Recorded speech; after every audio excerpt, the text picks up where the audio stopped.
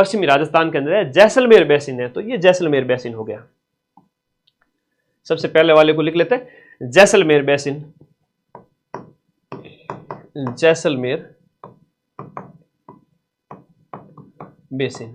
जैसलमेर के जस्ट नीचे जाओ तो आपका बाड़मेर सांचौर बेसिन है, ये जैसलमेर के जस्ट नीचे 2 नंबर पे लिखो बाड़मेर सांचौर बेसिन। और बाड़मेर सांचौर बेसिन में जिले कौन कौन से हैं? पेट्रोलियम भंडार के जो जिलों की संख्या एक बार परीक्षा में पूछी गई थी, जरा कमेंट करो। और जो बच्चे कह रहे थे पेपर सरल है, कमेंट करो रे, कितने पेट्रोलियम जो है 14 डिस्ट्रिक्ट, शाबाश बहुत बढ़िया। 4 बेसिन है, 14 डिस्ट्रिक्ट है। काड़ू नाम काड़ू है लेकिन होशियार बहुत है वो, ठीक है, बहुत बढ़िया, वेरी गुड। ऐसे बच्चे चाहिए मुझे, सिर्फ पढ़ने वाले, नो फालतू बकवास। वेरी गुड, शाबाश, मजा आ गया भाई, तुम लोगों को पाके खुश हो गया मैं। करण अर्जुन हो तुम मेरे सब।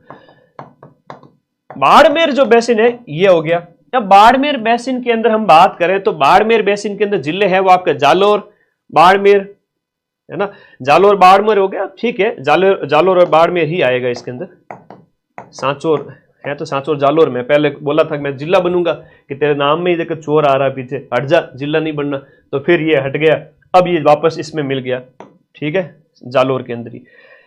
तो जालोर और बाड़मेर जिला इसके अंतर्गत हो गया।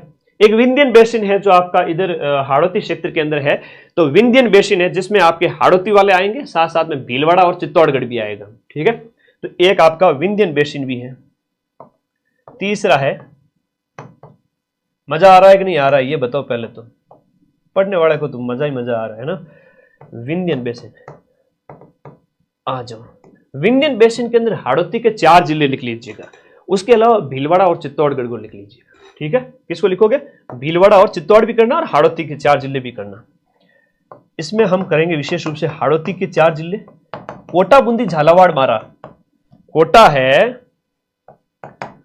बूंदी है, बारा है, झालावाड़ है, और इसके साथ साथ आपके आएगा चित्तौड़ और भीलवाड़ा, चित्तौड़ और भीलवाड़ा। यहां भी तेल संभावीय क्षेत्र है। ये 3 बेसिन हो गए, पहला, दूसरा और तीसरा।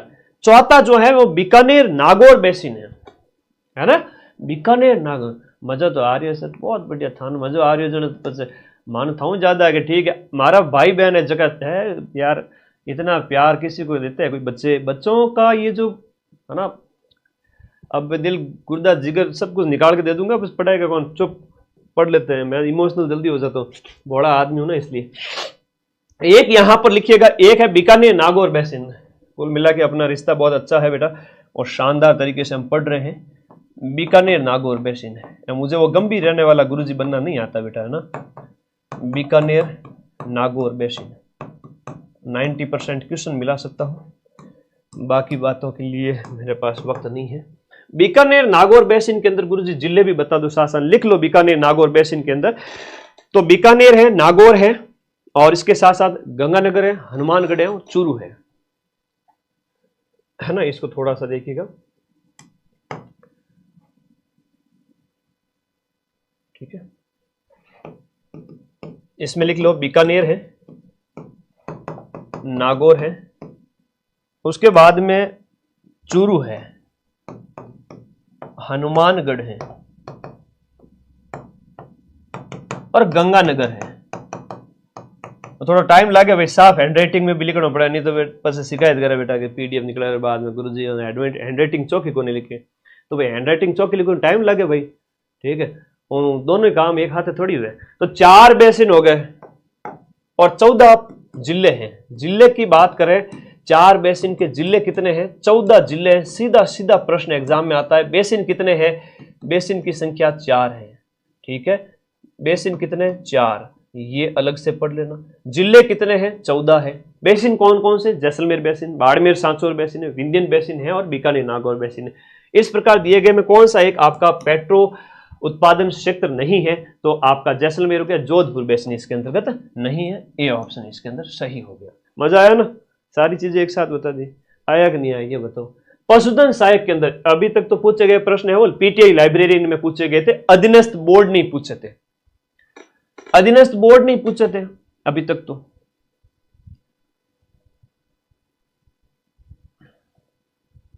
अधीनस्थ बोर्ड नहीं पूछे थे।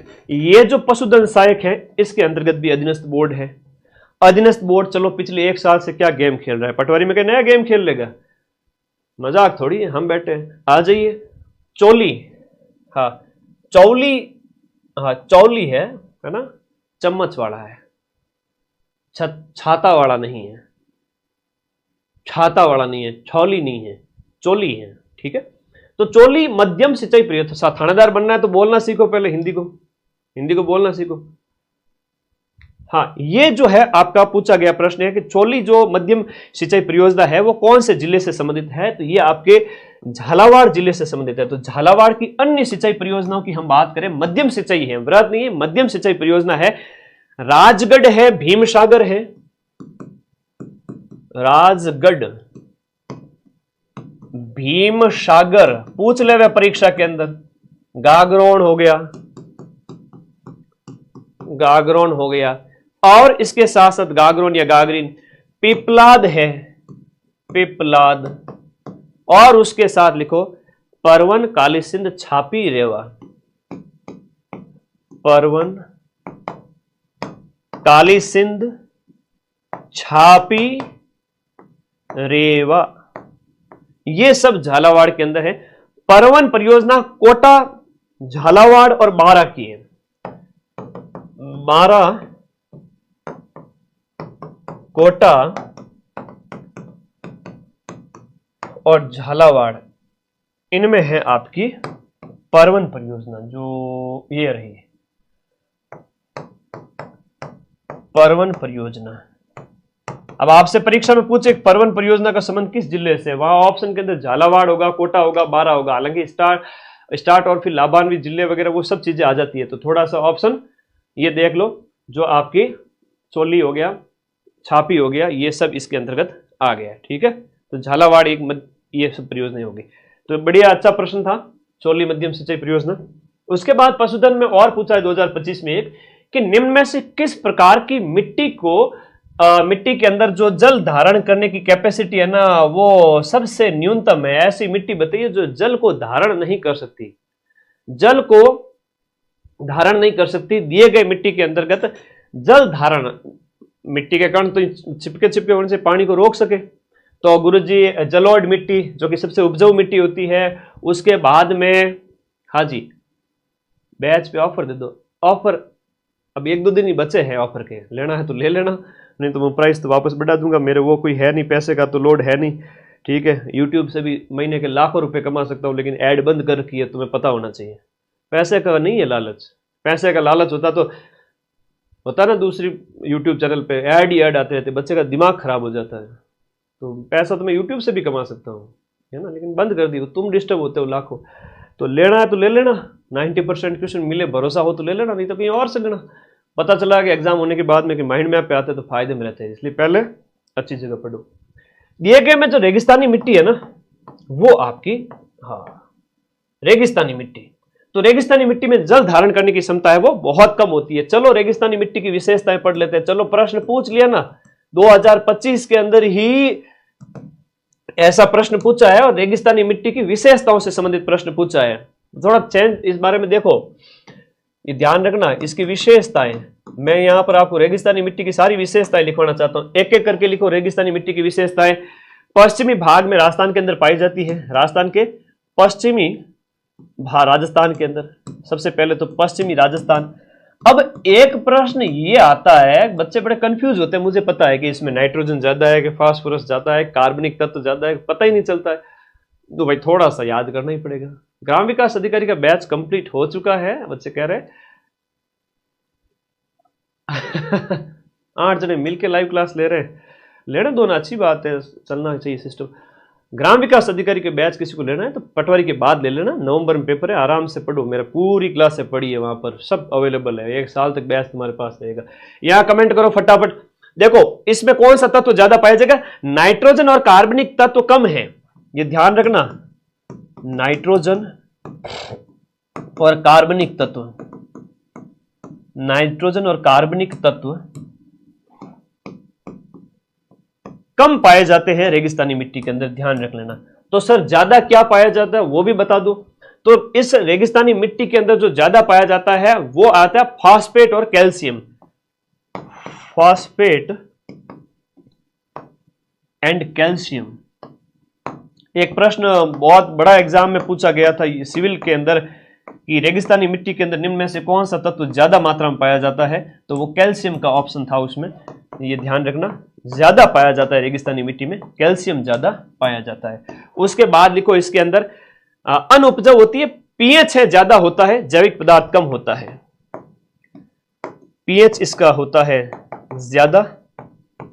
और जो ह्यूमस या जैविक पदार्थों की बात करें तो जैविक पदार्थ इसके अंदर होते हैं कम, पीएच इसका ज्यादा है, जैविक पदार्थ है वो आपका कम होता है, और ये टोटली अनुपजाऊ मिट्टी होती है, अनुपजाऊ।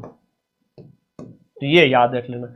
अब एग्जाम पास करना तो ये तो पढ़ना ही पड़ेगा कि नाइट्रोजन है वो कम है, कार्बनिक कम है, लेकिन फॉस्फेट और कैल्शियम ये बड़ी अच्छी विशेषता है। इंडिया ज्योग्राफी के अंदर भी प्रश्न आता है, इंडिया ज्योग्राफी में भी सीधा सीधा प्रश्न आता है।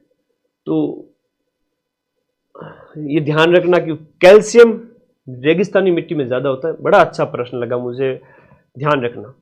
हम ऑप्शन के अंदर जलोढ़ भी दे रखा है, काली भी दे रखा है, तो थोड़ा पेशेंस रखना बेटा। कौन बताएगा तुम्हें? जलोढ़ के अंदर लिखो जलोढ़ मिट्टी। जलोढ़ मिट्टी कैसी होती है, इसमें किसकी अधिकता होती है, किसकी कमी होती है? तो जलोढ़ मिट्टी पूरी राजस्थान में पाई जाती है, ध्यान रखना। सबसे ज्यादा उपजाऊ मिट्टी होती है ना, वेस्टर्न राजस्थान जो नदियों वाला जो क्षेत्र है, नदी जो क्षेत्र होता है वहां पर ये ज्यादा पाई जाती है। पूरी राजस्थान के मैदान के अंदर अगर कोई मिट्टी है तो ये है। वैसे गंगा के मैदान में भी यही है, सर्वाधिक उपजाऊ मिट्टी है। और सबसे ज्यादा क्षेत्रफल पर पूछे तो ये है रेगिस्तानी, है ना। सर्वाधिक एरिया अगर पूछे, सर्वाधिक क्षेत्रफल पूछे तो अपनी ये मिट्टी हो जाती है। सर्वाधिक उपजाऊ पूछे तो आपकी कौन सी हो गई? जलोढ़ मिट्टी हो गई। इसमें नाइट्रोजन ज्यादा पाया जाता है, ध्यान रखना, नाइट्रोजन ज्यादा पाया जाता है, नाइट्रोजन ज्यादा। तो कमी किसकी होती है इसके अंदर? किसके अंदर? जलोढ़ मिट्टी के अंदर। तो कमी होती है आपके चूना, फास्फोरस और ह्यूमस की। चूना, फास्फोरस और ह्यूमस, ह्यूमस मतलब सड़े गले पदार्थ जो होते हैं ना, पत्तियां वगैरह, ये इसकी तो होती है कमी। तो ये तो हो गई अपनी कौन सी मिट्टी? जलोढ़ मिट्टी। चलो जलोढ़ मिट्टी भी तुम्हारे क्लियर हो गई। एग्जाम में प्रश्न पूछेंगे, आज के टाइम में थोड़ा तत्व पूछ लिए जाते हैं। नाइट्रोजन है वो जलोढ़ मिट्टी में ज्यादा होता है, कार्बनिक पदार्थ है वो रेगिस्तानी मिट्टी के अंदर ज्यादा होता है, सीधी सी बात है। एक और लिख लो लास्ट, जिसमें हम बात करें काली मिट्टी। काली मिट्टी राजस्थान की, हम उसकी भी बात करें, काली मिट्टी की बात करें। थोड़ी विशेषता यहां देख लेते हैं, फिर राजनीतिक वर्गीकरण अगली क्लास के अंदर अगले प्रश्न में बता दूंगा, ठीक है। तो ये बारीक कण होते हैं, इसके अंदर बहुत ज्यादा बारीक कण होते हैं। लावा मिट्टी भी जिसे कहते हैं, है ना, लावा मिट्टी भी कहते हैं जिसे, इसमें काफी बारीक कण होते हैं, ठीक है, काफी बारीक कण होते हैं। लावा मिट्टी स्वतः जुताई वाली होती है, सेल्फ प्लग्ड, इंग्लिश में इसको बोलते हैं सेल्फ प्लग्ड सॉइल, स्वतः जुताई वाली। और इसको अगर गीला किया जाए ना तो गीला होने पर ऐसे लगे कि एकदम मक्खन जैसी मुलायम हो जाएगी, मक्खन जैसी मुलायम हो जाएगी गीली होने पर, और सूखने पर एकदम दरारें आ जाएगी। रेगुर मिट्टी भी बोलते हैं इसको, बिल्कुल सही बात है। जैविक पदार्थ थोड़ा ध्यान रखना कम होते हैं, पोटास और कैल्शियम ज्यादा होता है, पोटास कैल्शियम ज्यादा, पोटास कैल्शियम ये ज्यादा होता है। और कमी किस तत्व की पाई जाती है आपकी काली मिट्टी के अंदर? तो जैविक पदार्थ, फॉस्फेट और नाइट्रोजन। जैविक पदार्थ,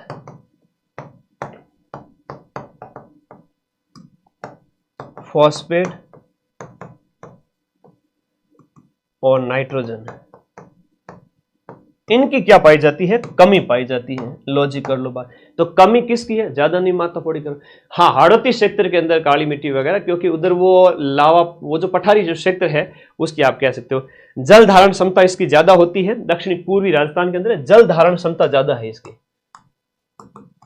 जल धारण क्षमता ज्यादा,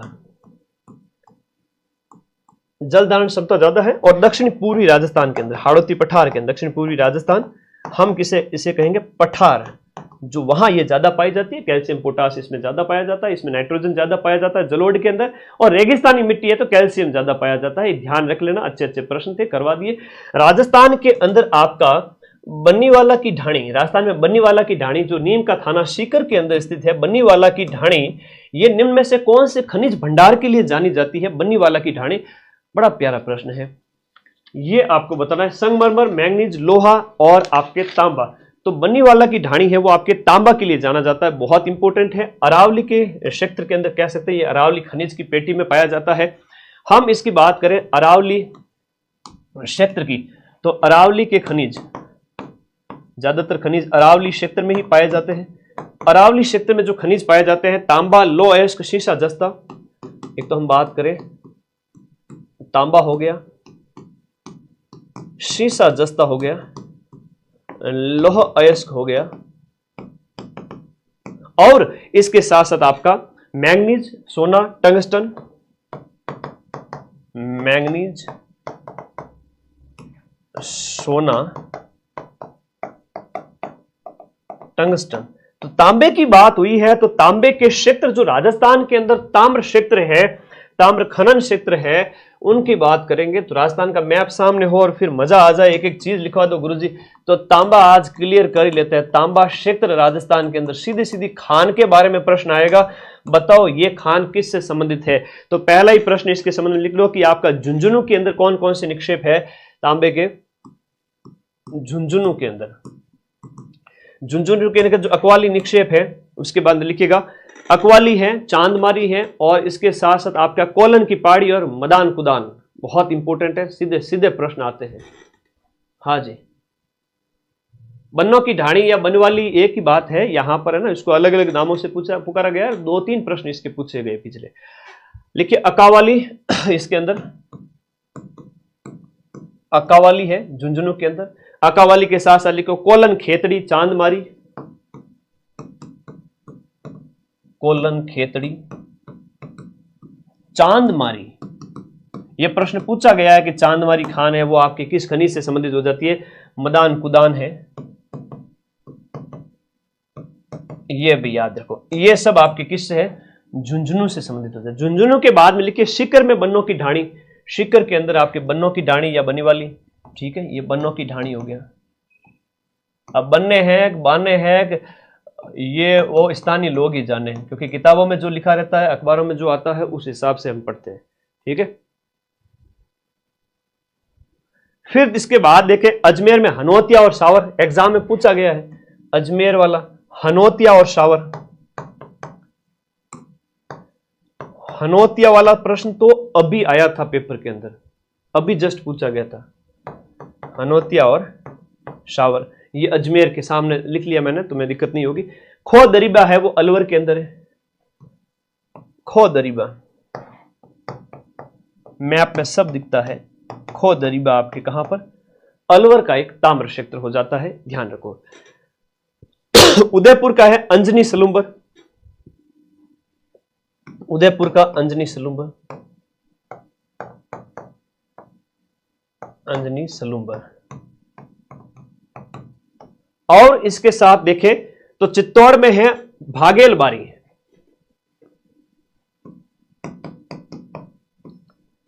भागेलबारी, ये चित्तौड़ के अंदर, ये भी लिख लो, ज्यादा इंपॉर्टेंट है वो, थोड़ा ध्यान रखो। पुरदरीबा है वो भीलवाड़ा के अंदर है। पुरदरीबा बहुत ज्यादा इंपॉर्टेंट है, ये भीलवाड़ा में। चलो कौन सा ज्यादा इंपॉर्टेंट है तांबे वाला वो बता देता हूं। जैसे अकवाली, ये पूछ लिया जाता है कि अकवाली निक्षेप है वो आपके कहां पर स्थित है या किससे संबंधित है? तांबे के है, सीधा प्रश्न आता है। कोलन, खेतरी और चांदमारी भी पूछा जाता है, मदान कुदान भी पूछा जाता है। हनोतिया अभी जस्ट पूछा ही गया था पेपर के अंदर, ध्यान रख लेना। खो दरीबा मोस्ट इंपोर्टेंट है, एग्जाम में सीधा सीधा आता है, खो दरीबा अलवर का है।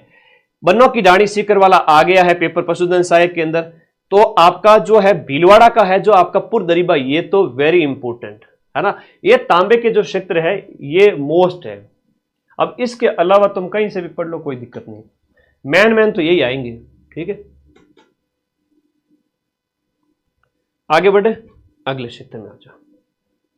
तो ये क्वेश्चन क्लियर हो गया, पशुधन सहायक के अंदर पूछा गया था बन्नीवाला की ढाणी। अच्छा प्रश्न था, पेपर कितना ही पढ़ लो 30-40% सरल आएगा, 30-40% मीडियम, और लास्ट का 20-30% टफ से टफ। क्या डरना है,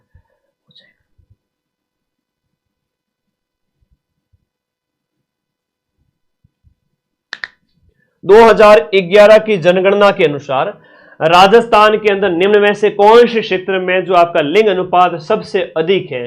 अब ये लिंगानुपात जो अभी पूछा गया था प्रश्न, जो लिंगानुपात सबसे अधिक है, सर्वाधिक लिंगानुपात, न्यूनतम लिंगानुपात, तो ये आपके बांसवाड़ा डूंगरपुर जो क्षेत्र है वहां पर लिंगानुपात सबसे अधिक है। डूंगरपुर में लिंगानुपात सबसे अधिक है। तो इनके बारे में हम ऑलरेडी काफी डिटेल व्याख्या कर चुके हैं। ठीक है, ओके। अब देखो यहां पर इसके अंदर सर्वाधिक और न्यूनतम की बात करें, सेक्स रेशियो की बात करें, कुल लिंगानुपात कितना है राजस्थान का। वैसे पहले हमने जो साक्षरता देखी और ग्रामीण देखा है ना, ग्रामीण और नगरीय वो देखा था। अब इसके साथ साथ इसको देख लेते हैं। हाँ जी,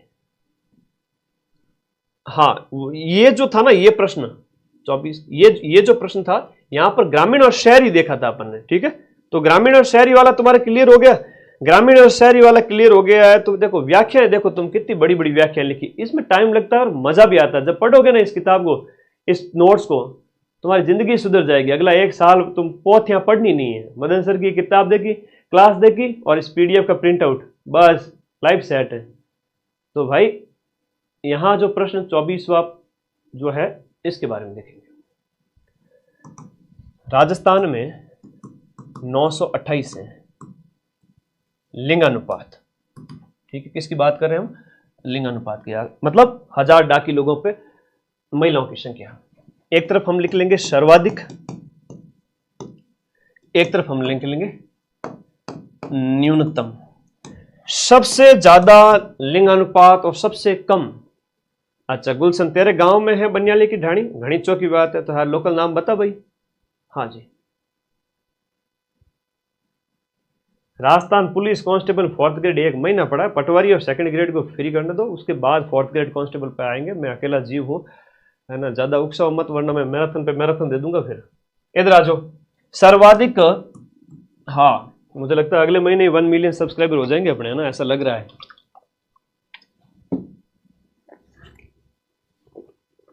इतने फास्ट तो आज तक किसी कोचिंग के नहीं हुए, तो तुम लोग मुझे बहुत ज्यादा प्यार करते हो इसलिए आ जाओ। तो यहां पर सबसे ज्यादा जो है लिंगानुपात की बात करें, डूंगरपुर राजसमंद, पाली प्रतापगढ़, डूंगरपुर राजसमंद पाली प्रतापगढ़। ये सीधा सीधा प्रश्न एग्जाम में आएगा कि सबसे ज्यादा जो है आपका लिंगानुपात है वो कौन से जिले में, डूंगरपुर के अंदर है। अकॉर्डिंग टू 2011 की जनगणना के अनुसार 994, 990, 994, राजसमंद 990, और पाली की बात करें 987 और फिर है 983। अब सबसे कम लिंगानुपात वाले जिले हैं वो है धौलपुर, जैसलमेर, करौली, भरतपुर।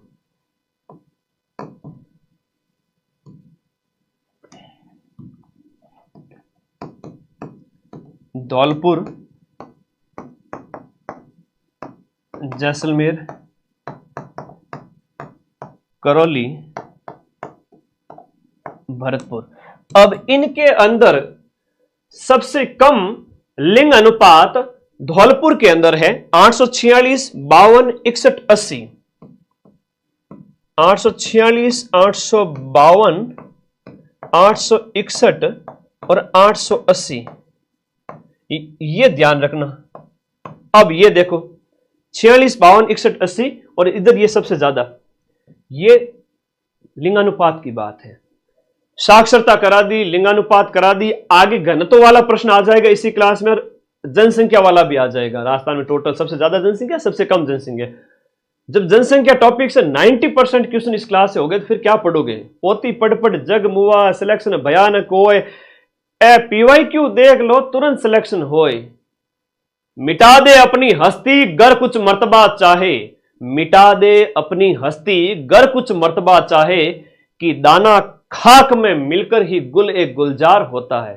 मरना पड़ता है, तपना पड़ता है। मेरे जैसे आदमी देखो सूरज नहीं देखता हूं कई कई बार, आज थोड़ा थोड़ा गोरा हो रहा हूं, इसके पीछे कारण यही है कि सूरज की रोशनी कम लेता हूं, हालांकि लेनी चाहिए, नुकसान है मुझे। पिछले 10 दिन जब पटवारी का पेपर है 17 तारीख को, मैं पिछले 10 दिन से स्टूडियो में कैद हूं, बड़ी मुश्किल से 1 मिनट 2 मिनट बाहर जाता हूं। तुम लोग भी डेडिकेशन दिखाओ यार, तपाओ, थोड़ा तपाओ, बैठे रहा करो, जोर आवे था ना बैठे बैठा ना, जितना तपोगे उतना सुख पाओगे। सर्वाधिक डूंगरपुर, धौलपुर सबसे कम, ये क्वेश्चन क्लियर होता है। फिर आगे बढ़ो। राजस्थान के अलवर क्षेत्र में स्थित आपकी खो दरीबा, खो दरीबा निम्न में से कौन से खनिज के लिए जाना जाता है? अभी जस्ट बात की थी। हाँ,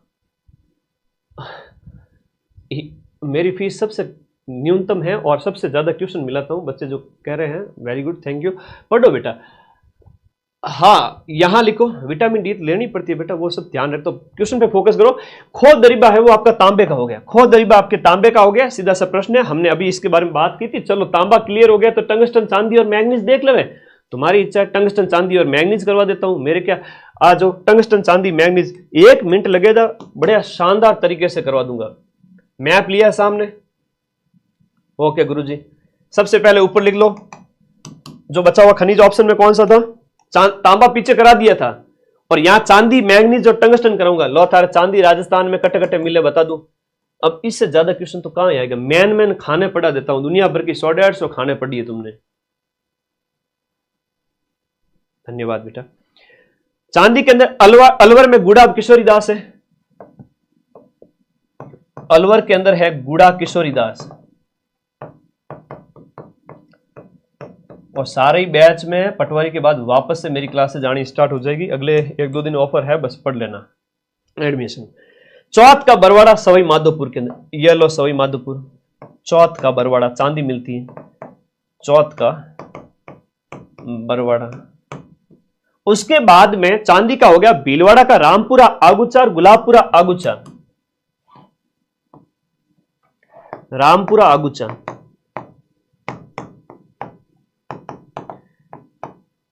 गुलाबपुरा आगुचा, रामपुरा और गुलाबपुरा आगुचा किसके लिए? आपके चांदी के क्षेत्र के लिए विशेष रूप से। सिंधेश्वर खुर्द और राजपुर दरीपा, सिंधेश्वर खुर्द और राजपुर दरीबा, यह प्रश्न करंट में था। सिंधेश्वर खुर्द और राजपुर दरीपा,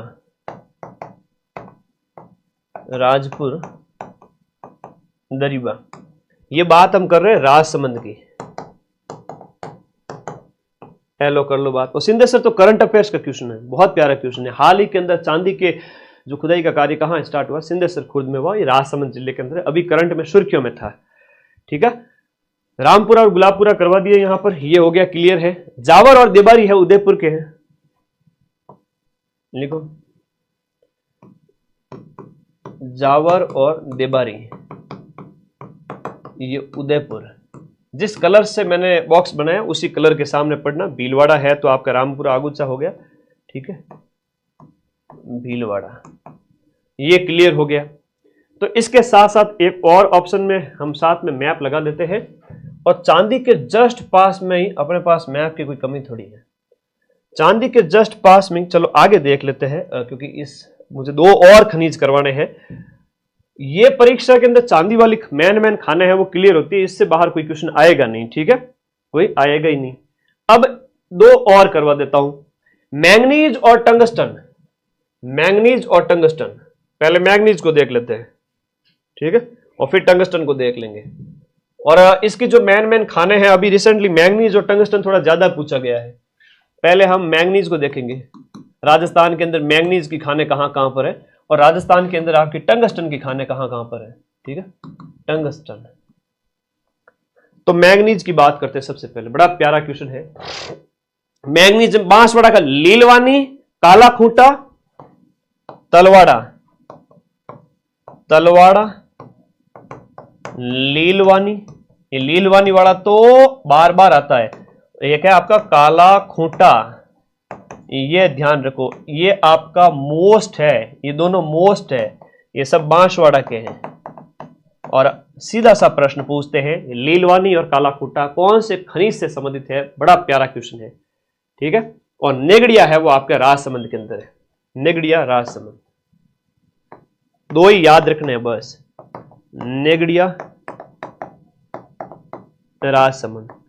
अब जो प्रश्न है दूसरा, टंगस्टन का राजस्थान के अंदर जो खाने हैं, टंगस्टन का बहुत बढ़िया लिख लो, एक एक चीज मैं नोट करवा रहा हूं। टंगस्टन के अंदर डेगाना और रेवत की पहाड़ी नागौर के अंदर,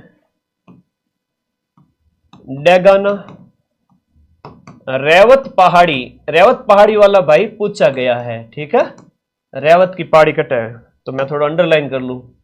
अगला देखो, तो रेवत पहाड़ी नागौर होगी, तो अगला देखो सिरोही के अंदर वालदा और आबू रेवदार है। वालदा वाला प्रश्न अभी 1 महीने पहले परीक्षा में पूछा गया था,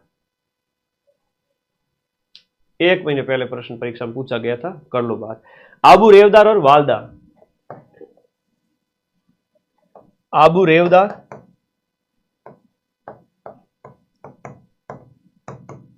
और वालदा, वालदा अभी पूछा गया था, इसलिए इसको मैं टिक कर देता हूं।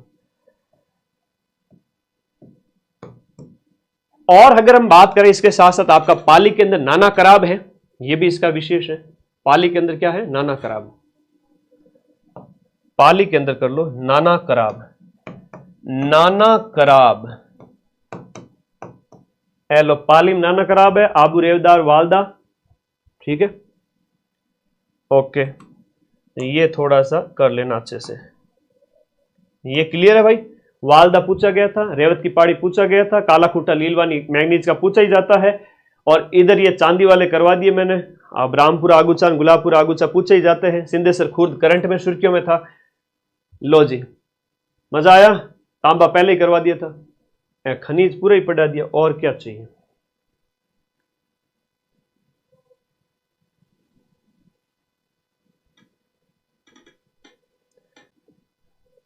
नाना कराब टंगस्टन है ना, आगे आ जाओ।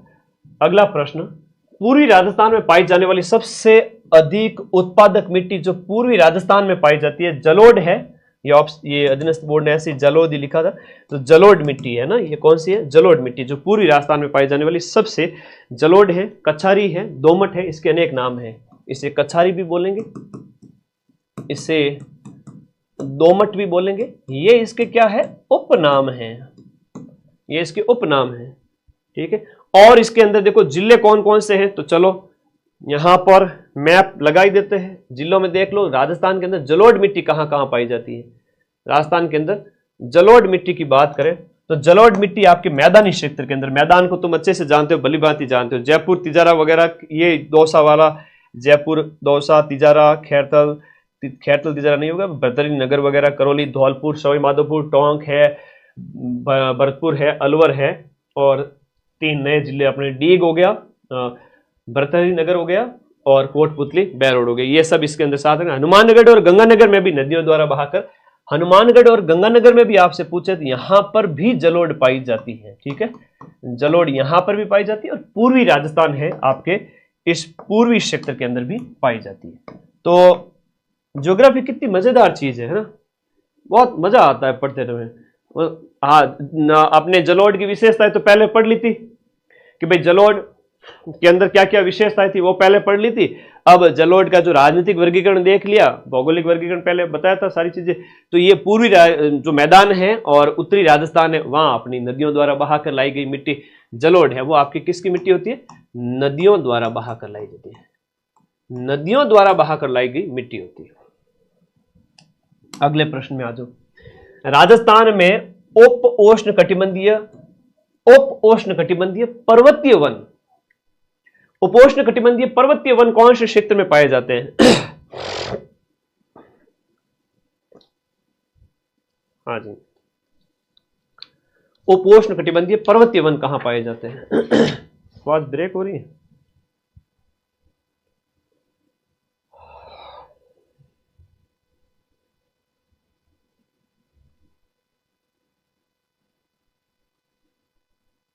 अगले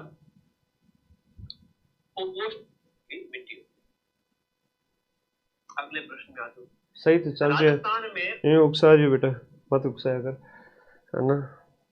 ऑनलाइन शराब दे देता हूँ, ऑनलाइन आशीर्वाद दे देता हूँ, ध्यान रखना।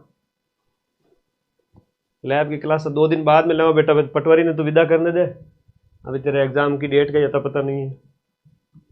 पर्वतीय वन, माइंड मैप में कोई भी कोर्स लेते हो 2 से 3 महीने पहले बैच कंप्लीट करता हूँ, है ना।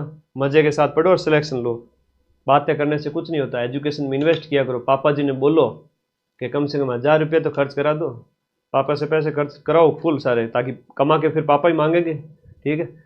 मेरे पापा भी मांगते हैं, मेरे ऊपर खर्च किए तब मुझे अच्छा लगता है, ठीक है। कहना पिताजी मजे कराऊंगा, एकदम मौज करोगे आप, गाड़ी दिलाऊंगा, मौज करोगे बुढ़ापे में आप, मेरे ऊपर इन्वेस्ट करो आप, तो एजुकेशन अच्छी होगी आपकी, तभी तो सुख भोगोगे। हाँ जी, माउंट आबू क्षेत्र हो गया अभी जस्ट हमने इस, और कितने प्रतिशत पे कौन से क्या पाया जाता है उन सब की बात की थी। तो माउंट आबू क्षेत्र में चलो उष्ण कटिबंधीय जो पर्वतीय वन है इनकी थोड़ी और एक बार से अच्छे से देख लेते हैं कि इनके अंदर इन्हें उपोष्ण कटिबंधीय जो है आपके वन जो है, अर्ध उष्ण कटिबंधीय वन भी इनको कहते हैं। यह प्रश्न भी एग्जाम में आ चुका है। अर्ध उष्ण कटिबंधीय, अर्ध उष्ण कटिबंधीय, आप सोचो आप अंबानी को देते हो हर महीने है 400 रुपये, देते हो कि नहीं देते हो, तो पढ़ाई भी किया करो साथ साथ में, तो इसलिए मैंने बैच की फीस ज्यादा रखी नहीं है। उपोष्ण कटिबंधीय जो पर्वतीय जो वन है, माउंटेन फॉरेस्ट है, उन्हें हम कहते हैं अर्ध उष्ण कटिबंधीय, इसका एक उपनाम हो जाता है। इसके अंदर कौन कौन से वृक्ष पाए जाते हैं, इन वृक्षों की अगर हम बात करें तो वो वृक्ष है वो आपके लिख लीजिएगा, आम, सागवान, जामुन, आम हो गया, सागवान हो गया, जामुन हो गया, इसके साथ साथ आपका बेल का वृक्ष है, सरिस का वृक्ष है, ठीक है, बेल वृक्ष, बेल और सरिस का वृक्ष हो गया। अब इन उष्णकटिबंधीय पर्वतीय वनों की ऊंचाई जो हमने पहले देखी 1 किलोमीटर से लेकर के 1350, 1000 से लेकर के 1375 पड़ा था मीटर तक इसकी है वो आपकी ऊंचाई भी पाई जाती है। तो ये भी खास साथ में याद कर लिए, ये भी साथ साथ में याद कर लीजिए। अगला पॉइंट जो ऐड कर लीजिए, नेक्स्ट यहां पर लिखिएगा, अगला लिखिएगा सिरोही के आबू पर्वतीय क्षेत्र में। अब अगला प्रश्न जो एग्जाम में आपसे पूछा जाएगा उस वन के बारे में बताइए जो केवल और केवल आबू के पर्वतीय क्षेत्र के अंदर पाए जाते हैं। तो केवल आबू लिखिएगा, केवल सिरोही के आबू पर्वतीय क्षेत्र के अंदर, आबू पर्वतीय क्षेत्र में पाए जाते हैं। तो आबू के पर्वतीय क्षेत्र में पाए जाने वाले केवल केवल वन एंड ओनली एक ही ऐसा स्थान है जो आबू का जो क्षेत्र है वहीं पर ये पाए जाएंगे, उसी जगह नहीं, दूसरी जगह नहीं पाए जाएंगे। तो ये ध्यान रखना, इसके वनों के संबंध में सारी विशेषताएं मैंने करवा दी है। आगे चले और अगला प्रश्न खतरनाक होने वाला है, जरा अपनी पेटी बांध के बैठना चेयर की। राजस्थान की पूर्व से पश्चिम चौड़ाई, ना ना ना ना, पूर्व पश्चिम उत्तर दक्षिण सब कराऊंगा, सारी चीजें कराऊंगा। बात करें पूर्व से पश्चिम और उत्तर और दक्षिण, तो पूर्व पश्चिम ज्यादा है जो कि 869 है, 869 है, 826 है, तो उत्तर दक्षिण है, उत्तर से दक्षिण। दूसरा प्रश्न क्लियर होता है। तीसरा प्रश्न एग्जाम में अभी यह पूछा गया था कि उत्तर दक्षिण पूर्व पश्चिम का अंतर कितना है, लो कर लो बात। अरे ये देखो, जीते की चाल, वाज की नजर और मदन सर के कंटेंट पे कभी संदेह नहीं करते। इधर आ जाओ, ये पूर्व पश्चिम उत्तर दक्षिण इनका जो अंतर पूछा गया था वो 43 किलोमीटर से, अंतर कितना है 43 किलोमीटर से। अब प्रश्न तो अब आया है तगड़ा वाला, क्या प्रश्न है सर? विकर्णों की लंबाई पूछी जाती है कई बार। राजस्थान के अंदर विकर्ण की बात करें तो ये हो गया आपके नॉर्थ, ये साउथ है, ये वेस्ट है और ये बेटा ईस्ट है। तो यहां हम बात करें, एक विकर्ण हो गया साउथ वेस्ट वाला, दक्षिण पश्चिम से लेकर के उत्तर पूर्व वाला जो विकर्ण है। एक है आपका साउथ ईस्ट से लेकर के नॉर्थ वेस्ट वाला विकर्ण है। विकर्ण समझते हो, बचपन से पढ़ते हुए आ रहे हो, नहीं समझ में आवे तो भी समझ ले आराम से, बहुत आसान है। तो ये जो विकर्ण है वो 850 है और ये 784 है। 850 है साउथ वेस्ट वाला, 850 है ये है आपका कितना 850 किलोमीटर राजस्थान की लंबाई होगी। इस प्रकार जब आप इसको हाड़ौती से वेस्टर्न राजस्थान की ओर मापोगे तब कितना होगा 850 होगा। और इधर से साउथ वेस्ट से नॉर्थ ईस्ट यानी उत्तर पूर्व की ओर मापोगे तो ये जो आपका लंबाई निकल करके आएगी 784 किलोमीटर निकल के आएगी। कितनी आएगी 784 किलोमीटर। और अभी अभी एग्जाम के अंदर ये प्रश्न पूछा गया था कि दोनों का ये तो पूछ लिया गया और विकर्णों वाला भी पूछ लिया, लो कर लो बात। तो विकर्णों का जो अंतर है वो 66 किलोमीटर है, लिख लो नीचे। विकर्णों का अंतर तो 850 में से माइनस कर दो 784, 784 माइनस कर दो, 784 माइनस किए तो विकर्णों का जो अंतर निकल करके आया वो गुरुजी कितना आया, 10 में से 6 गए पीछे रहे 6 और यहां 14 में से 8 गए पीछे रहे 6, तो 66 किलोमीटर है बेटा। कितना है विकर्णों का अंतर 66 है। विकर्णों का अंतर 66 है। एक प्रश्न ये बन गया। 43 किलोमीटर जो लंबाई उत्तर दक्षिण पूर्व पश्चिम का अंतर है वो आ गया। तो मजा आ गया कि नहीं आ गया ये बताओ पहले तो। अब मजा और आएगा तुम्हें। गुरुजी एक और भी क्वेश्चन आवे, कैडो क्वेश्चन आवे बेटा कि उत्तर दक्षिण पूर्व पश्चिम का जो पॉइंट है वो पूछ लिया जाता है। इंडिया की हम बात करें तो सबसे उत्तर का जो इंडिया का जो बिंदु है वो तो है इंदिरा कॉल, साउथ में जाओ तो कन्याकुमारी, और मुख्य भूमि के अलावा पूछ ले तो आपका इंदिरा पॉइंट या पिग्मेलियन पॉइंट हो गया है। तो और पूर्व पश्चिम उत्तर पूर्व पश्चिम की अगर हम बात करें तो पूर्व में हो गया जो आपका किबितू अरुणाचल प्रदेश, और पश्चिम का कहे तो गुजरात वाला। आरती ने नींद आवे, सो जा बेटा सो जा, पानी पी के सो जा। हाँ नींद आवे सो जाओ। कई सारे बच्चे जो कमेंट पढ़ाई तुम लोगों के लिए है ही नहीं, नींद आवे उसको क्या पढ़ाई है, सो जाओ मस्त। जब तक उठोगे ना कछुआ रेस जीत चुका होगा, कछुआ रेस जीत चुका होगा। तो बेटा यूं दिन में नींद ले जन पर किकर पार पड़ी, जवानी में थे नींद ले रहा हो है, मैं ही कोई नहीं सू आज ढंग से। तो इंडिया के तो तुम्हें पता है, राजस्थान का भी पूछ लेवे तो चलो राजस्थान का बिंदु हम सबसे ऊपर देख लेते हैं। राजस्थान का सबसे उत्तरी बिंदु कोणा गांव गंगानगर ये कहां पर है, चलो ये लिख लो। चलो इसको अगले मैप पे लिखा, नहीं तो यहां खिचड़ी बन जाएगी और तुम फिर वो फोटोकॉपी निकलाओगे तो साफ साफ दिखेगा नहीं, तुम्हारा ध्यान भी तो रखना पड़ेगा ना। तो राजस्थान का अक्षांशीय विस्तार यानी कि इस तरह से राजस्थान का जो अक्षांशीय विस्तार है अक्षांश रेखा, और इस तरह से राजस्थान का जो देशांतर विस्तार है खड़ी रेखाएं, और अक्षांशीय विस्तार आड़ी रेखाएं। अब एक चीज ये भी कह सकते हो जैसे इंडिया के संदर्भ में पढ़ा ना वैसे कि ये गुरुजी 869 है और ये जो है वो उत्तर दक्षिण है वो 826 है। उत्तर और दक्षिण वाली क्या है 826 है, और पूर्व पश्चिम वाली है वो कितनी है, पश्चिम से पूर्व से पश्चिम वो 869 है। क्यों, इसके पीछे कारण बताओ। सीधा सीधा कारण ये है, चाहे इंडिया के बारे में पूछे चाहे राजस्थान के बारे में पूछे, अगर तुम्हें पूछे कि ये जो दूरी है ना, ये जो राजस्थान की जो ये दूरी है ना पूर्व से पश्चिम वाली, ये ज्यादा आएगी, हमेशा आएगी। 869 पढ़ी हमने, क्यों, क्योंकि ये अक्षांश, भाई हम इनकी बात कर रहे हैं, इसकी बात कर रहे हैं। तो पूर्व से पश्चिम की चौड़ाई कितनी है, ये चौड़ाई हो गई। देखो ध्यान रखना इस शब्द को, कई बार बच्चे कंफ्यूज होते हैं। ये चौड़ाई है, ये चौड़ाई है और ये लंबाई है ना। ये क्या है, लंबाई है बेटा। तुम पढ़ते टाइम में सोचते नहीं हो, मैं एग्जाम पास कराने के लिए क्लास ले रहा हूं। ये लंबाई है और ये चौड़ाई है। तो चौड़ाई ज्यादा इसलिए है क्योंकि ये आपके किस पर आधारित है, अक्षांश पर। ठीक है, इधर देखिएगा आगे अभी बात करते हैं। इंडिया के संदर्भ में बताया था ना मैंने कि देशांतर का जहां प्रभाव मिलेगा, यानी कि ये जो देशांतरीय प्रभाव है, यानी कि ये और ये जो दूरी है वो देशांतर से डिसाइड होगी। इस वजह से कम है क्योंकि देशांतर आप ध्रुव की ओर जाओगे तो देशांतर के बीच की दूरी कम होती जाएगी। इस वजह से ये 43 किलोमीटर का अंतर है। क्या इससे पहले तुम्हें ये बात पता थी? देशांतर के बीच की दूरी कम होती जाती है, इस वजह से उत्तर और दक्षिण की दूरी कम है और पूर्व और पश्चिम की दूरी ज्यादा है। ये बातें तो किताबों में भी नहीं लिखी हुई मिलती गुरुजी हमें। तो ये बेटा बहुत गहरी बात है। अक्षांश देशांतर अगर ढंग से पढ़े हैं तो समझ में आएगा। चलो सबसे पहले राजस्थान का जो अक्षांशीय जो विस्तार है उसकी हम बात करें तो 23 डिग्री 3 से 30 डिग्री 12 ये हो गया आपका 23°03, इसे मिनट बोलेंगे, उत्तरी अक्षांश। उत्तरी अक्षांश, ये क्वेश्चन आगे आएगा तो व्याख्या नहीं करेंगे, बस यहां कर देते हैं व्याख्या।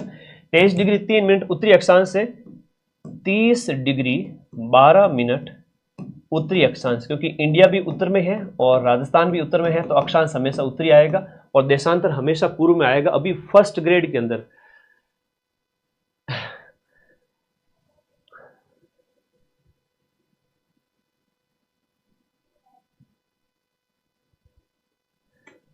फर्स्ट ग्रेड में एक प्रश्न पूछा गया था और कठिन प्रश्न पेपर माना जाता है वो, वहां ये पूछ लिया गया पूर्वी देशांतर की जगह वहां पूछ लिया गया पश्चिमी देशांतर।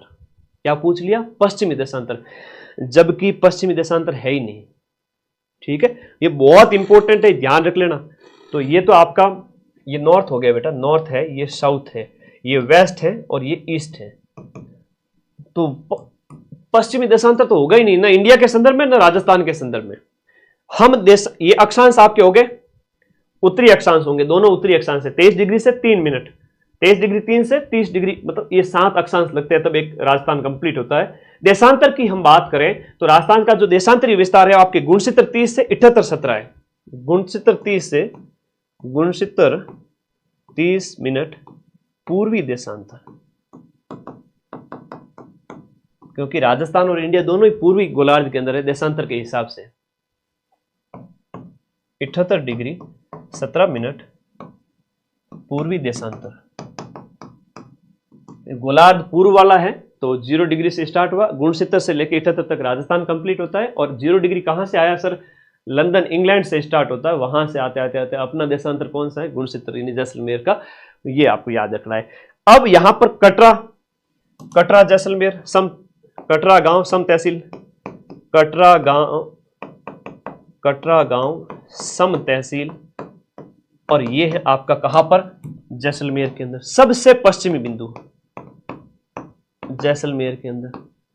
अब सबसे पूर्वी बिंदु की बात करें तो धौलपुर का सिलाना गांव है। 78° कहां पर? 78°17 पूर्वी देशांतर है, वो आपका सिलाना गांव में पड़ता है। सिलाना गांव आपके धौलपुर के अंदर। तो धौलपुर, अब ये बताओ कि राजस्थान में सबसे पहले सूर्योदय कहां होगा? कोई बच्चा कमेंट करेगा? राजस्थान में सबसे पहले सूर्योदय कहां होता है? और एक प्रश्न और खतरनाक वाला पूछूंगा, पहले इसका आंसर दो। तो ये सिलाना गांव हो गया। उसके बाद में बात करो, बोरकुंड है वो आपका बांसवाड़ा, सबसे दक्षिणी बिंदु। ये है आपका बोरकुंड में, बोरकुंड सबसे दक्षिण में पड़ता है राजस्थान के। बोरकुंड, हाँ कमेंट करो भाई, यूं नहीं छोड़ो जाना, कमेंट तो करना पड़ी। बोरकुंड बांसवाड़ा जो सबसे साउथ में है, जहां से 23°03 गुजरती है। बिल्कुल, सूर्योदय यहां से होता है ना। राजस्थान के अंदर सबसे पहले जो तावड़ आवे सुबह सुबह सिलाना गांव धौलपुर वाला माता है। ठीक है, अच्छा एक क्वेश्चन तो ये पूछा कि हमने, हाँ एक बच्चा मुझे कमेंट करके बताएगा एग्जैक्ट टाइम के अकॉर्डिंग अभी बजे है 1:30। कितने बजे है? 1:30 बजे है। जो पहले कमेंट करेगा उसकी सरकारी नौकरी पक्की है, बाकी सबकी भी लगेगी, लेकिन पहले जो आंसर देगा उसकी तो वो आईफोन लेके जाएगा मेरे से, क्योंकि ब्याज में पढ़ रहा है, उसको सारी चीजें पता है। नहीं, यूट्यूब वालों के लिए आईफोन नहीं है, यूट्यूब के लिए बढ़िया प्रशस्ति पत्र होगा, एक मोमेंट होगा, बढ़िया सम्मानित करेंगे, यूं नहीं छोड़ेंगे। ऐप के अंदर पढ़ने वाले बच्चे के लिए आईफोन तो है। कमेंट करके बताओ कि यहां पर सिलाना गांव जो है वहां से लेकर के वहां अगर 1:30 बजे है, वहां 1:30 बजे है, तो एक्चुअल टाइम के अकॉर्डिंग आपके कटरा गांव में कितना बजेगा? अगर यहां 1:30 बजे है तो यहां कितने बजा होगा? अभी कमेंट करो फटाफट। प्रशांत बहुत बढ़िया, शाबाश। अमित बताओ बताओ बेटा। सोनू कितना डिग्री का अंतर आया? अंतर जो आया है वो आपके 9, लगभग 9 डिग्री का है, और 9 गुणा 4, 4 नंबर 36। तो कितना बजा होगा 1:30 की बजाय? भाई यहां पर 1:30 बजे हैं, तो जो यहां पर जो टाइम होगा वो यहां पर 1:30 बजे है एग्जैक्ट, लेकिन दोनों के बीच का जो अंतर है वो 36 मिनट का है। कितना है? 36 मिनट का है। तो एक देशांतर को पार करने में 2:06। बहुत बढ़िया, शाबाश। और आज के टाइम में ऐसे पेपर में प्रश्न आते हैं, एक जनो तो बता दे 2, 6, 8 सेकंड, जरा थारा पल्ला हुआ है। मजा आया ना, अच्छा लगा। तो ये देशांतर के, एक देशांतर को पार करने में, एक देशांतर को पार करने में 4 मिनट लगते हैं। कितने लगते हैं? 4 मिनट का समय लगता है। जब पृथ्वी इस तरह से घूमती है तो एक देशांतर पार होता है तो 4 मिनट का अंतर, ठीक है। तो इतने देशांतर का गुणा कर लो। तो वो अक्षांश से नहीं होता है, अक्षांश से तो ये जलवायु वगैरह वो हो गई। देशांतर से क्या होता है कि वो समय का निर्धारण होता है। इसलिए 0 डिग्री देशांतर जो ब्रिटेन से गुजरती है उससे समय का निर्धारण है। 0 डिग्री से बाद में गुणसूत्र आया तो जैसलमेर आ गया, 78 आ गया, तो अपना ये आ गया, वो इंडिया वाला भी आगे, ठीक है, 97 पे। तो चलो आगे और देखेंगे। ये याद रखो, सबसे उत्तरी बिंदु की बात करें, कोणा गांव श्री गंगानगर, ये है आपके कोणा गांव, कोणा गांव गंगानगर। और ये बोरकुंड हो गया, सिलाना हो गया, जैसलमेर का कटरा हो गया। कटरा से सिलाना SKKB। तो इसको शॉर्ट में इस तरह से लिख लिया करो, माइंड मैप बना दिया करो। अपने चैनल का नाम ही माइंड मैप इसलिए है कि ये पढ़ने का एक तरीका होता है, एक वैज्ञानिक ट्रिक होती है जिसमें हम शॉर्ट में चीजों को दिमाग में सेट करते हैं, उसे माइंड मैप कहते हैं। इसलिए अपने चैनल का नाम अपने विजय सर ने ही रखा कि भाई माइंड मैप रख देते हैं, है ना। सिविल सर्विसेज की जो तैयारी करते हैं उन्हें अच्छे से पता होता है कि कैसे पढ़ना होता है। तो सिलाना गांव, तो कटरा, सिलाना, कोणा, बोरकुंड, तो ये शॉर्ट ट्रिक है, माइंड मैप सेट करो दिमाग में।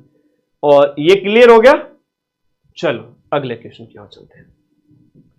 JN सिविल इंजीनियरिंग जो डिप्लोमा पेपर हुआ था 11 फरवरी को, अभी उसमें पूछा था, निम्न में से कौन सा क्षेत्र आपके लूणी नदी के संबंधित नहीं है? लूणी नदी से संबंधित दिए गए में से कौन सा नहीं है? अजमेर है, चूरू है, सिरोही है और पाली है। वही आपके शुष्क और अर्ध शुष्क, राजस्थान का शुष्क भौतिक प्रदेश, शुष्क रेगिस्तान, शुष्क रेगिस्तानी क्षेत्र। शुष्क रेगिस्तानी क्षेत्र को 2 भागों में बांटा गया है, और एक है आपका अर्ध शुष्क रेगिस्तानी क्षेत्र।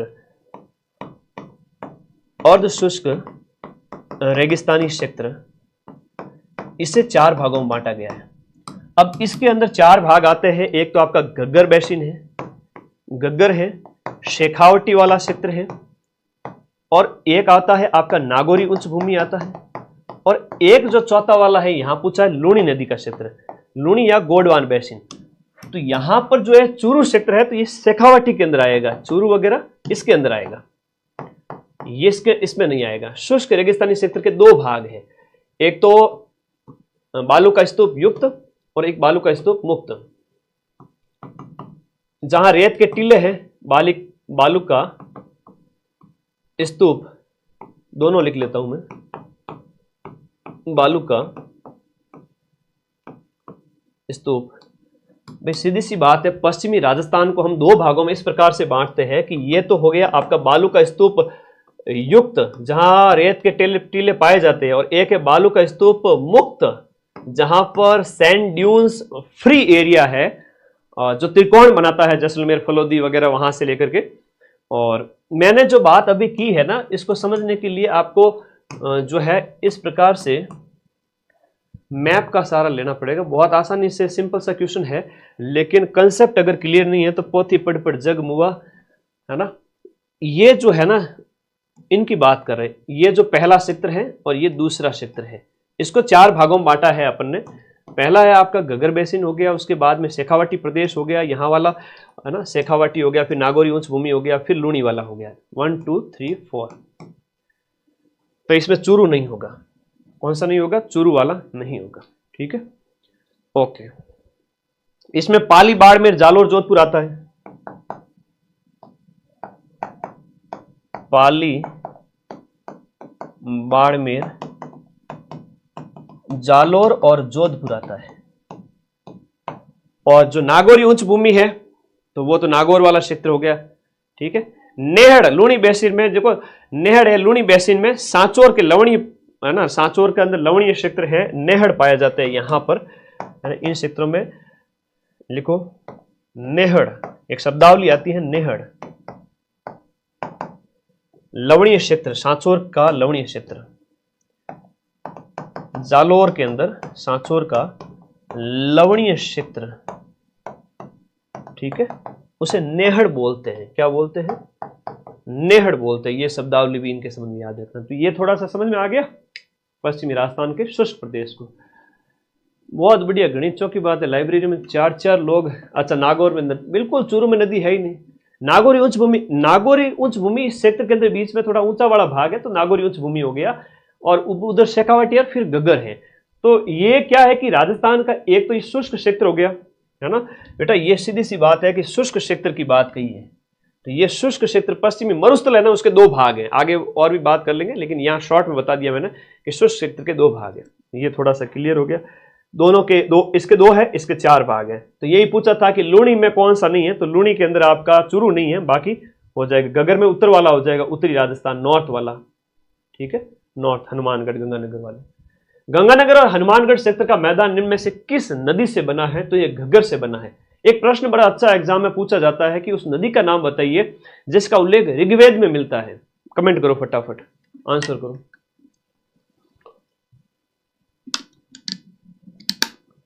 हाँ जी, बहुत बढ़िया। हाँ जी, गंगानगर और हनुमानगढ़ में जो मैदान है वो आपका घग्गर नदी का क्षेत्र। यहाँ घाघर बोर्ड ने लिखा था, मैंने नहीं है ना, वो कई बार एग्जाम में ऐसे भी लिखा था घाघर को घग्गर, यहाँ पर इसी प्रकार से कोई दिक्कत नहीं है। घग्गर शिखर, प्राचीन सरस्वती जिसका ऋग्वेद में उल्लेख मिलता है ना, इसी का ही नाम क्या है, प्राचीन सरस्वती नदी, इसका ऋग्वेद में उल्लेख मिलता है। ऋग्वेद में उल्लेख। अब गुरु जी ऋग्वेद कदे को कितना पुराना है बेटा, 1500 ईसा पूर्व से लेकर के और 1000 ईसा पूर्व, यानी आज से 3 से 3500 साल पहले, उस टाइम इसका भी उल्लेख मिलता है, नाम हमें पता चलता है। हम बात करें हैं घग्गर नदी की, तो सबसे पहले हमने घग्गर की बात की है, तो घग्गर के बारे में लिख लो। शिवालिक पहाड़ी हिमाचल प्रदेश से इसका उद्गम होता है। मृत नदी, नट नदी, है ना, कई सारे उपनाम हैं। शिवालिक पहाड़ी हिमाचल प्रदेश से उद्गम है इसका। एक प्रश्न अभी पूछा गया था कि घग्गर नदी कहां पर लुप्त हो जाती है। कमेंट बॉक्स में तुम लोग आंसर बता दो फटाफट, क्विक। हिमाचल प्रदेश या घग्गर नदी किस स्थान पर जाकर लुप्त हो जाती है? फर्स्ट ग्रेड में 1-1.5 महीने पहले पूछा गया था। उद्गम, तो ये निकलती कहां से? हिमाचल प्रदेश से, राजस्थान से बाहर से आती है, शिवालिक पहाड़ी से, और टिब्बी तहसील तलवाड़ा हनुमानगढ़ से प्रवेश करती है। ठीक है, टिब्बी तहसील हनुमानगढ़ से प्रवेश करती है। टिब्बी, जो आपका टिब्बी स्थान, टिब्बी तहसील तलवाड़ा, टिब्बी एक तलवाड़ा आपका बांसवाड़ा में भी है। टिब्बी तहसील तलवाड़ा हनुमानगढ़ से प्रवेश, हनुमानगढ़ से प्रवेश। वैसे बारिश वगैरह अच्छी हो जाए तो पानी ये इसका फोर्ट अब्बास तक भी जाता है, पाकिस्तान के पोर्ट ब्लेयर में। हट छोरे, पोर्ट ब्लेयर को बट्टे ले जा रहे हो। हाँ, ये जो कभी आती वहां से है, लेकिन तलवाड़ा बांसवाड़ा में है, बिल्कुल लिखिएगा, लिखिएगा। टिब्बी यहां पर ये प्रवेश करती है, टिब्बी से। अब बटनेर के मैदान में लुप्त हो जाती है, लिखिएगा, कम बारिश की वजह से बटनेर के मैदान में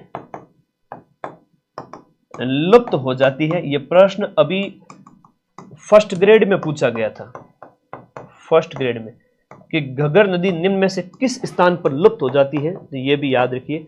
और वैसे थोड़ा सा इसका फ्लो वगैरह, बहाव वगैरह अच्छा रहे तो ये कहां तक चली जाती है? ये चली जाती है फोर्ट अब्बास, पाकिस्तान तक चली जाती है। ठीक है, और वैसे सामान्य स्थिति में फोर्ट अब्बास पाकिस्तान तक जाती है। ज्यादा पानी की अवेलेबिलिटी रहे तो सामान्य स्थिति में फोर्ट अब्बास पाकिस्तान तक जाती है। फोर्ट अब्बास नाम का फोर्ट है उनके पास, काहे के किले है ना। फोर्ट अब्बास पाकिस्तान तक, तो फोर्ट अब्बास पाकिस्तान तक भी जाती है, लेकिन आपके बटनेर के मैदान में लुप्त हो जाती है। ये बढ़िया वाला प्रश्न अभी रिसेंटली पूछा गया था, इसको याद रख लेना। और ये गंगानगर हनुमानगढ़ क्षेत्र में बहती है।